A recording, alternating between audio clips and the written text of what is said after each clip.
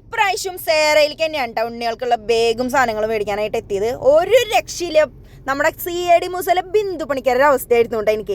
ഏതെടുത്താലും മതിയാവില്ല, ഇതെടുക്കണോ അതെടുക്കണോ അങ്ങനെ എല്ലാം കൂടി ഞാൻ കൈപിടിക്കായിരുന്നു. ലാസ്റ്റ് പിള്ളേർക്ക് എടുക്കാനാ പോയി എന്നുള്ള വിവരം ഞാൻ മറന്നുപോയിട്ട് അങ്ങനെയായിരുന്നു. ഉണ്ണികളുടെ ഒപ്പം കൂടിയെന്ന് തന്നെ പറയാം. അവർക്ക് ശരിക്കും കളിപ്പാട്ടങ്ങളുടെ ഒരു ലോകത്തേക്ക് എത്തിയ പോലെ ആയിരുന്നു. എന്താണെന്ന് വെച്ച് കഴിഞ്ഞാൽ കളിപ്പാട്ടങ്ങളുടെ രീതിക്കായിരുന്നു അവരുടെ എല്ലാ സാധനങ്ങളും. വാട്ടർ ബോട്ടിൽ ആയിക്കോട്ടെ, അതേപോലെ തന്നെ അവർക്ക് പെൻസിൽ ബോക്സ് ആയിക്കോട്ടെ, എല്ലാം അങ്ങനെയാണ്. ലഞ്ച് ബോക്സും ഒരു വെറൈറ്റി കളക്ഷൻസ് എന്ന് തന്നെ പറയാം. നമ്മൾ കഴിഞ്ഞ പ്രാവശ്യവും സേറയിൽ വന്നിട്ട് തന്നെയാണ് എടുത്തത്. അതിനേക്കാളും ഇരട്ടിക്ക് എന്താ പറയുക, ഇപ്രാവശ്യം സൂപ്പർ കളക്ഷൻസ് ആയിട്ടാണ് സേറ വന്നിരിക്കുന്നത് കേട്ടോ. നമുക്ക് ഉണ്ണികളെയും കൊണ്ടുപോയി കഴിഞ്ഞാൽ അവർക്ക് ഒരു സാധനം അവിടെ നിന്ന് ഇഷ്ടപ്പെട്ടില്ല, നമുക്കൊരു അനദർ ചോയ്സ് എന്ന് വിചാരിച്ച് പോരേണ്ട ആവശ്യം വരുന്നില്ല. എല്ലാം സേറയിൽ തന്നെ ഉണ്ട് കേട്ടോ. ബാഗ് ആയിക്കോട്ടെ, അതേപോലെ ബുക്സ് ആയിക്കോട്ടെ. ബുക്സൊക്കെ നമുക്ക് എങ്ങനെയോ ഓഫറും കാര്യങ്ങളൊക്കെ ഉണ്ട്.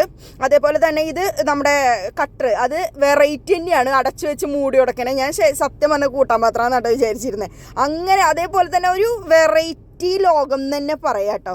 അതുപോലെ തന്നെ നമുക്ക് നോട്ട് ബുക്ക് കിട്ടാം. നോട്ട് നമുക്ക് 10 നോട്ട് ബുക്ക് എടുത്തു കഴിഞ്ഞാൽ 5 നോട്ട് ബുക്ക് ഫ്രീ ആണ്. അത് നമുക്ക് വരട്ടതാണെങ്കിൽ വരട്ടത്, വരടാത്താണ് വരട്ടത്, നമുക്ക് ഇഷ്ടത്തിന് എടുക്കാം. അതേപോലെ തന്നെ നമുക്ക് ഇവിടുത്തെ കളക്ഷൻസ് എന്ന് പറയുന്നത് ബാഗ്സ് ഒക്കെ നമുക്ക് 300 രൂപ മുതലാണ് കേട്ടോ സ്റ്റാർട്ടിങ് വരുന്നത്.